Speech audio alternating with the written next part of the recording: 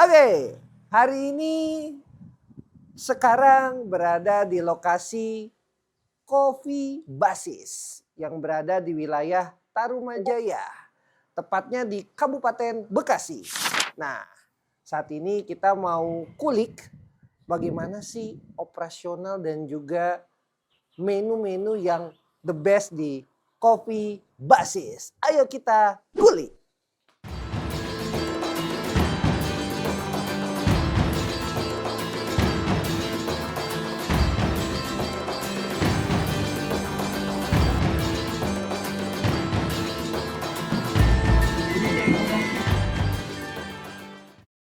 Oke, Mas, gimana kabarnya hari ini? Alhamdulillah Ini dengan baik. Mas siapa? Sorry, kenalan Rian. dulu. Oh, Mas Rian. Ya. Saya dengan Rigel ya, Mas ya. Rian. Ini selaku baristanya di Barista. Basis Cafe. Betul. Oke. Ini di sini kalau boleh tahu menunya apa aja nih, Mas? Di sini kita menunya ada manual brew sama milk base espresso, latte, cappuccino, dan magic. Oh gitu. Nah itu ya ada di situ ya? Ada di situ. Boleh dong dikasih lihat. Nah. Boleh tahu nggak Mas? Kalau di sini kebanyakan orang tuh minum kopi apa Mas? Kalau di sini tuh minumnya kopi manual brew sama milk base seperti cappuccino, latte yang nggak pakai gula. Nggak pakai gula. Ya. Oh berarti di sini gula bisa diatur. Bisa diatur. Bahkan mayoritas di sini tuh udah nggak pakai gula lagi. Nggak pakai gula. Karena udah manis apa dia sukanya yang pahit? Kopinya itu udah berkarakter manis. Oh, oke. Pembedanya apa sih Mas dengan kopi-kopi yang lain nih? Beda-bedanya tuh kayak di sini tuh ada espresso yang dimana di roastingnya tuh dia lebih gelap. Oh, lebih gelap. Nah, contoh untuk espressonya kayak gini. Ini ya. Ya. Nah, ini dia karakter kopi yang bisa di blend sama susu. Kalau ini? Kalau ini buat kopi susu. Kopi susu. Cuman karakter kopinya juga berbeda. Yang ini lebih ada aroma orange, fruity. Yang ini lebih ke bold. Karena dicampur flavor seperti aren gitu. Oke. Biasanya yang kesini nih anak-anak muda ya Mas ya? Betul. Yang suka nongkrong. Ya. Ada juga nih yang manual brew. Jadi roastingnya lebih terang. Nih boleh dikasih lihat. Nah. Terus ditemani sama pastry ya? Iya. Ini pastry-nya apanya Mas? Kalau boleh tahu. Ini pastry-nya dari Two Kitchen yang kita kolaborasi juga dari teman. Oh, kolaborasi. Jadi bisa konsinyasi ya? Betul. Oke. Ini berarti kayak ada roti apa nih Mas? Ini kalau yang ini kita pre-order dari Cirebon. Ini dari Cirebon. Cranberry cheese sourdough. Oh, asli bukan dari Cirebon? Bukan dari Cirebon. Kalau ini? Kalau ini dia matcha brownies. Dari Two Kitchen juga wajib brownies sama lotus brownies. Kalau yang ini juga sama? Sama. Dari Two Kitchen. Dari yang Two ini? Kitchen sama bawahnya juga. Oh, oke deh kalau gitu langsung aja Mas. Berarti kalau saya kan nggak suka kopi ya. Kalau request non kopi di sini apa Mas? Di sini ada red velvet, coklat, sama matcha. Cuma 3 itu. 3 itu aja. Tapi yang biasa dipesan apa? Matcha. Biasa dipesan matcha. Boleh deh matcha. Matcha itu dia udah manis. Oh ya, biasa kan matcha tuh beda-beda tuh. Ada yang pahit atau udah manis. Ya. Kalau di sini karakternya gimana? Jadi di sini karakternya lebih ke matcha green tea sih, lebih aromatik. Aromatik. Berarti dia manis gak dia? Udah manis belum, apa belum manis. Masih dipisah. Pahit ya. Masih pahit. Oh, boleh deh. Kalau gitu berarti siap. gulanya dikit aja dikit ya. aja.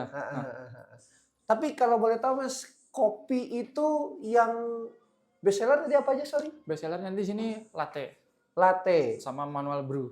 Manual brew. Oh. Ini yang ini. Bedanya apa sih Mas latte? Bedanya kalau latte itu dia pakai susu yang diekstraksinya lebih cepat.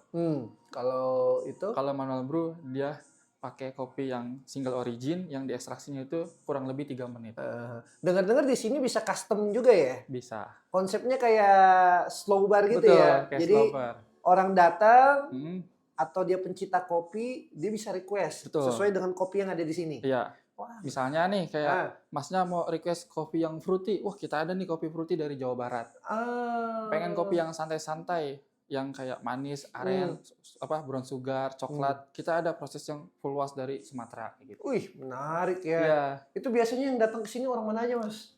Lintas provinsi. Ngeri. Dari ini Jakarta Utara, gitu, Jakarta Timur. Iya. Mayoritas orang luar sih. Orang pendatang lah ya. Pendatang. Menarik sih. Oke Mas, kalau gitu biar nggak kelamaan, langsung aja kita pesan apa tadi? matcha, Maca. sama gimana Amel, mau apa? Latte apa brew? Oh, latte Latte. satu. Siap. Oke.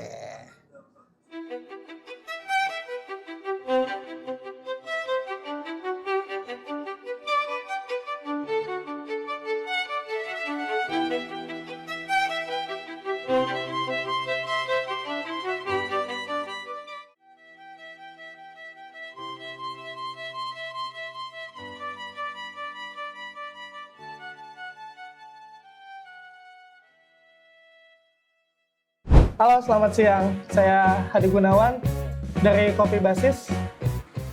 Saya belakangan ini lagi aktif di beberapa kegiatan dan memang saya cenderung di beberapa SDM tentunya, terutama di industri kopi. Satu di antaranya hal yang memang saya jalanin di belakangan ini adalah tentang bagaimana caranya menguji ataupun membuat uji kompetensi dalam skema barista. Dan beberapa kali pun juga saya diutus sama BNSP untuk menguji sertifikasi barista. Setelah itu, di luar kesibukan saya di bagian SDM, tentunya saya mengikuti beberapa freelance, ya salah satunya adalah sosial media marketing, ataupun yang sifatnya media, seperti videografer maupun fotografer. Halo, perkenalkan nama saya Ahmad Riyadi, yang biasa saya dipanggilnya Rian. Saya di sini di Kopi Basis sebagai manajer operasionalnya, di mana kami sering mengulik kopi-kopi yang ada tren saat ini.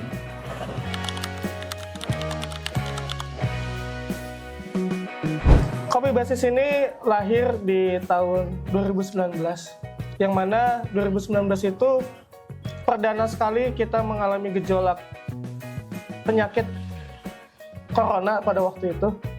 Dan di saat itu juga kami mencoba bangkit bagaimana caranya bisa tumbuh dan berkembang di zona seperti itu. Nah, Kopi Basis ini besar dan berkembangnya itu melalui beberapa kegiatan. Satu di antaranya adalah kolektifan, yang mana itu didasari dengan keterikatan kita terhadap masyarakat sekitar, yang mana kita mempunyai trigger berdampak nggak harus nampak. Selanjutnya adalah latar belakang Kopi Basis itu mengacu pada UMKM, pelaku usaha, yang mana kita konsen bagaimana caranya pemuda lokal itu bisa survive di tantangan zaman sekarang ini.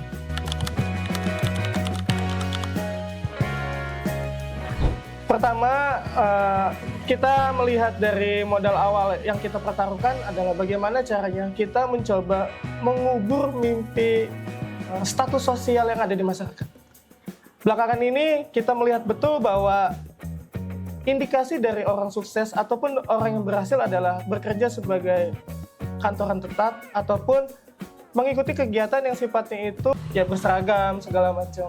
Tapi kita mencoba menabrak stigma itu. Satu di antaranya adalah kami mencoba mempertaruhkan hal tersebut dengan kegiatan yang sifatnya itu kita dedikasikan untuk hobi, dan kita mencoba mentreatment bagaimana caranya hobi bisa menghasilkan benefit ataupun uang. Ya, menurut saya makna dari kesuksesan itu adalah sejauh mana kita bisa memberikan yang terbaik dari hal atau suatu dampak yang positif. Meskipun itu tidak besar, tapi setidaknya itu bisa konsisten berjalan setiap hari, mengeluarkan energi positif dan dampak yang lebih jauh positif. Buat teman-teman di sana, di UMKM, ataupun yang lagi ngerintis kopi, ataupun di luar kopi, yang ranahnya masih UMKM, jangan pernah berkecil hati ketika memang kita berada di titik jenuh ataupun bosan terhadap apa yang kita jalani. Karena itu adalah sifat manusiawi yang tidak bisa di-skip. Langkah yang harus kita ambil adalah sejauh mana kita tetap fokus dan komitmen atas pilihan yang kita ambil dan tetap bergairah dengan sesuatu yang memang sedang kita wujudkan di kemudian hari. Mungkin itu aja dari saya. Kalau menurut saya pribadi, makna kesuksesan itu adalah bukan mengejar omset ya. Saya dulu mikirnya kayak gitu, mengejar omset. Tapi lebih sederhana lagi, yaitu menjaga soal pelanggan dan tim yang berkembang, bisnis yang sehat flow-nya. Itu menurut saya sukses di situ. Dan setelah ketika dari struggle atau stagnan, itu kita harus lihat dulu bisnis ini identitasnya seperti apa gitu. Kan identitas kan lahir dari identitas. Seperti itu. Dan satu lagi, kalau misalnya lagi ekonomi lagi nggak baik, itu bukan bisnisnya yang nggak baik, tapi orangnya baik atau enggak kayak gitu. Contohnya ketika emang offline-nya lagi stagnan, kita harus keluar nih, harus bergerak. Kayak cari traffic di luar, itu kan salah satu untuk menggait pasar lagi, lebih dikenal lagi marketingnya. Nah seperti itu. Siap aja dulu, siap. Mulai aja dulu ya. Mulai aja dulu gitu kan. Mau gimana nanti ke depannya, pikirin lagi kayak gitu. Di industri ini, khususnya di kopi, itu konsep dari A sampai Z itu udah ada semua.